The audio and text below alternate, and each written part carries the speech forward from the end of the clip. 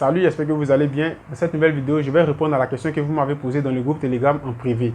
Donc, je pense que par cette vidéo, ça peut éclairer vraiment beaucoup d'hommes. Vraiment beaucoup d'hommes. Donc, la question, c'est la suivante. Pourquoi apprendre beaucoup de logiciels lorsqu'on est dans le domaine de l'architecture, mais lorsqu'on est dans le domaine de la construction en un mot? Donc, comme je suis dans le domaine, donc je vais en profiter pour vous expliquer pas à pas du début jusqu'à la fin pourquoi vous devez apprendre beaucoup de logiciels. Donc, si tu aimes tout ce que je fais et que tu es nouveau sur la chaîne, abonne-toi, surtout active la cloche. Parce que j'ai reçu des messages des gens qui me suivent qui m'ont dit qu'ils ne recevaient pas mes notifications. Donc, active la cloche pour ne pas rater les prochaines vidéos que je vais mettre en ligne. Donc, premièrement, je vais répondre à la question pourquoi vous devez apprendre beaucoup de logiciels. Voilà. Ou bien pourquoi vous devez apprendre les logiciels qui sont les plus utilisés sur le marché. Donc, je vais vous expliquer pourquoi. Je vais me mettre dans la peau de quelqu'un qui va en quête d'emploi, quelqu'un qui n'a pas de boulot, quelqu'un qui veut, du moins qui va vers une entreprise qui veut travailler, qui fait un CV, il veut déposer son CV dans cette entreprise pour travailler. Donc ça peut être n'importe quelle entreprise. Voilà, donc c'est un exemple. Mais moi, comme on parle de tout ce qui est construction, je vais rester dans le cadre de la construction. Voilà. Donc, lorsque tu maîtrises beaucoup de logiciels, c'est bon. Lorsque tu ne maîtrises pas beaucoup de logiciels, c'est mauvais. Je vais te dire pourquoi. Tu es en quête d'emploi. 1. De 2, l'entreprise où tu vas postuler, là-bas, tu ne sais pas quel logiciel d'architecture ils utilisent. C'est la première chose qui doit venir dans ta tête. Tu ne sais pas quel logiciel qu'ils utilisent là-bas. Donc, généralement, vous allez voir des gens qui se focalisent seulement, par exemple, sur Revit. Moi, je connais Revit, ça me suffit. L'autre va dire, moi, je connais SketchUp, ça me suffit. Moi, je connais Archicad, ça me suffit. Moi, je connais 3ds Max, Cinema 4D, Blender et autres, ça me suffit. Non, faites très attention. Parce que lorsque tu es en quête d'emploi, l'entreprise où tu vas déposer ton CV, tu ne sais pas quel logiciel qu'ils utilisent là-bas. Si je dois me répéter, je vais toujours me répéter là-dessus. Lorsqu'on est en quête d'emploi, lorsqu'on va déposer notre CV dans une entreprise, ce n'est pas toi qui impose à l'entreprise, mais c'est plutôt l'entreprise qui t'impose ses lois. Voilà, donc faites très attention avec ça. Donc, je vais prendre un exemple terre à terre. Tu utilises Archicad, par exemple.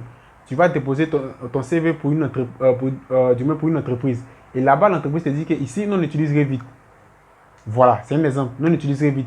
Tu vas expliquer au directeur technique que bon, malgré que vous utilisez Revit, moi je peux réaliser des plans 3D avec Archicad, je maîtrise très bien le logiciel et autres.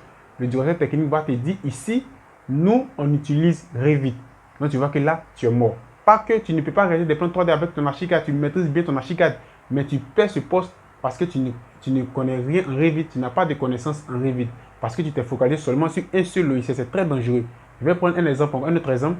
Au fur et à mesure, on va avancer dans la vidéo. Donc, si tu aimes tout ce que je fais, like, c'est ce qui m'encourage à faire sortir vraiment beaucoup de vidéos. Et ce type de vidéos, vous allez voir ça chaque dimanche. Parce que je n'ai pas voulu regarder beaucoup de chaînes. Vous allez voir ça chaque dimanche. Donc, je prends un autre exemple. Tu dis, par exemple, tu maîtrises seulement Revit. Et là-bas, où tu vas postuler, par exemple, tu as une quête d'emploi. Lorsque tu déposes ton CV, le directeur technique va te dire, sinon, on utilise seulement SketchUp. Donc, tu vois que là encore, tu perds des points. Malgré que tu lui expliques que tu utilises Revit, lui va te dire non. Ici, nous, on utilise SketchUp. Donc, tu vois qu'à quelque part, tu perds encore des points. Donc, on peut te laisser à cause de ça. Pourquoi je vous dis souvent le directeur technique? Parce que généralement, les patrons d'entreprise n'ont pas le temps. Ils n'ont même pas le temps de venir regarder ton CV pour voir si ton CV, tu as ça, tu as quel diplôme et autres. Il n'a pas le temps. Soit c'est le directeur technique, soit c'est la secrétaire et autres. C'est eux qui vont feuilleter. Ils vont regarder si lui, il est bon, il n'est pas bon. Paf! Automatiquement, on t'appelle ou on te laisse un mail. Donc, tu vois que si toi, tu ne maîtrises pas le logiciel du moins ils utilisent dans l'entreprise, eux, ils vont toujours chercher quelqu'un qui maîtrise ce logiciel-là. Pourquoi? Parce que généralement, lorsque vous venez nouvellement dans une entreprise, vous devez savoir ça et je vais toujours insister là-dessus. Lorsque vous venez nouvellement dans une entreprise, il y a toujours quelqu'un qui va vous encadrer. Il faut avoir tous les niveaux que tu as. Mais du moment où tu viens dans l'entreprise, du moment où tu vas venir déposer ton CV ou quelque chose comme ça, il y a toujours quelqu'un qui va te suivre comme ton mentor pour te dire qu'ici on fait ça, ici on fait ça. Donc tu vois que si tu viens dans cette entreprise et que par exemple tu ne maîtrises pas le logiciel 3D que lui te demande, tu vois que pour lui c'est une perte de temps parce qu'il ne se voit pas encore venir t'expliquer. Il y a des entreprises comme ça, il y a des directeurs techniques qui sont comme ça aussi. Souvent ils ont la paresse, ils ne veulent pas toujours se fatiguer. Donc il va te dire non, bon, je ne veux pas. Donc il va chercher quelqu'un qui a déjà une connaissance de base dans ce logiciel-là et toi tu perds du terrain. C'est la même chose au niveau des logiciels de rendu. Tu maîtrises Atlantis, là-bas on te dit on utilise Lumium ou bien on utilise Vray. Tu vas parler, oui, tu peux faire des rendus, tu peux faire tout ce que tu veux. Je vous partage mon expérience comme ça. C'est ce qui m'a poussé à apprendre beaucoup de logiciels. Donc, c'est un secret que je vous ai donné aujourd'hui. C'est ce qui m'a poussé à apprendre des logiciels, apprendre. Voilà, parce que je partais, on me dit non, on ne veut pas, on veut ça. non, je ne veux pas ça, je veux ça. Donc, ça, à un moment, ça devient énervant. Donc, je me suis dit, bon, pourquoi pas apprendre vraiment beaucoup de logiciels? C'est comme ça que j'ai commencé. Donc, ne te focalise pas sur un seul logiciel. Donc, si tu suis ma vidéo, voilà, regarde vraiment cette vidéo jusqu'à la fin. Ne te focalise pas seulement sur un seul logiciel. Fais d'un logiciel ta femme. Mais il faudra que ce logiciel soit de qualité. Voilà, donc comme je dis, fais d'un logiciel ta femme. Tu ne vas pas aller prendre un faux logiciel architecture, mais architecte quoi 3D, et tu vas penser que ce logiciel on l'utilise. Non, non, non. Utilise les logiciels qui sont les plus utilisés sur le marché. Voilà. Essaie de faire ça. Essaie de regarder. Il y a des logiciels là. Une fois que tu as ces connaissances-là, quel que soit ce qu'ils vont dire, tu es dedans. Tu ne vas pas sortir en dehors de ça. Voilà les deux logiciels qui sont en train de, du moins, perdre du terrain un peu. En 3D, il y a Archicad. En rendu, il y a Atlantis. Parce que maintenant, les entreprises n'utilisent plus trop ça.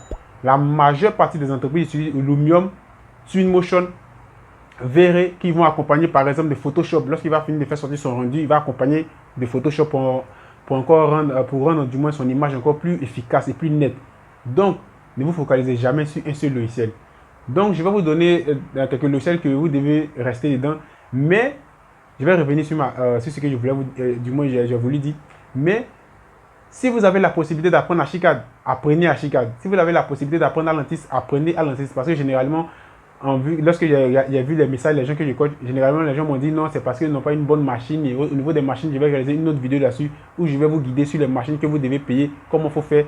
Donc, ça va faire, c'est le titre d'une autre vidéo qu'on aura peut-être un dimanche. Voilà.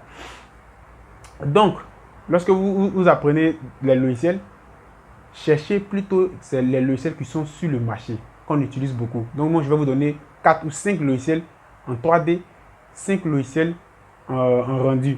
Voilà. Donc, premier logiciel, il y a un truc, du moins, Revit. Vous n'allez pas échapper à Revit. Vous n'allez pas échapper à Revit. Quel que soit ce que tu vas faire, tu vas dire, tu ne vas pas échapper à Revit. Il y a SketchUp. Facile à utiliser et puissant. Généralement, les gens ont tendance à le comparer un peu avec Revit. SketchUp, vraiment, il y a beaucoup de choses qu'ils ont fait, ils ont amélioré. Le logiciel est vraiment facile à comprendre et puissant en même temps. Il y a 3ds Max que je vous conseille aussi. Il y a Blender que je vous conseille aussi. Il y a Cinema 4D, Autodesk Maya que je vous conseille pour tout ce qui est architecture et autres. C'est de très très bons logiciels. Donc, si tu maîtrises ces logiciels-là, tu ne vas pas sortir là-dedans. Tu es dedans. Quel que soit ce que les gens m'ont dit, tu es dedans. Tu es là. Il y a Unreal aussi. Bon, ça, les gens n'utilisent pas trop. Les gens l'utilisent beaucoup dans tout ce qui est 3D et autres. Mais quand même, il fait partie aussi. Donc, cherche des logiciels qui sont sur le marché. Tu les apprends bien. Tu prends un logiciel là-dedans. Tu fais de ce logiciel-là ta femme. Quand il dit ta femme, c'est-à-dire que tu maîtrises au moins le logiciel à 85%. Je ne dis pas à 100% parce que tu ne peux pas maîtriser un logiciel à 100%. Ce n'est pas facile. Parce que généralement, il y a des mises à jour. Il y a des options du logiciel que tu n'as jamais utilisées. Si tu regardes ma vidéo que tu utilises le logiciel d'architecture, tu comprends ce que je dis. Il y a des options que tu n'as jamais ouvertes depuis que tu as le logiciel. C'est pourquoi je suis en train de vous dire, maîtriser le logiciel à 100%, à 1000% c'est difficile, mais à 80%, 90% c'est faisable. Donc, c'est dans cette optique que j'ai réalisé cette vidéo pour vous dire, ne vous focalisez pas sur un logiciel. Prenez la peine d'apprendre un bon logiciel et après, essayez de partir vers d'autres logiciels. Et c'est comme ça qu'on apprend. Pourquoi? Parce que lorsque tu vas partir, par exemple, déposer ton CV et que, par exemple, là-bas, on te dit qu'ici, ils utilisent du moins Revit. Toi, tu as l'habitude d'utiliser SketchUp, mais quand même, tu as une connaissance dans Revit. Donc, quand tu vas dire, par exemple, au directeur technique que moi, j'utilise SketchUp, mais Revit, j'ai une connaissance. Ah bon, il va te dire, bon, tu as une connaissance. Ok, donc, il va te mettre du moins à l'épreuve. Il y a des entreprises qui le font, ils vont te mettre à l'épreuve. Donc, quand le directeur technique voit que lui, il utilise SketchUp, mais il a un peu de connaissances dans Revit, c'est déjà bon. Lui, il ne veut pas se fatiguer. Il va te dire, bon, fais ça. Il voit que tu as déjà une connaissance là-bas automatiquement. On te prend. On risque de te prendre. Parce que tout ce qui est à voir aussi, c'est la chance. Mais on risque de te prendre à cause de ça. Donc, tu vois, c'est comme ça qu'on travaille. Donc, si tu aimes ma vidéo, abonne-toi, active la cloche et on va se dire à la prochaine pour une autre vidéo. Ciao!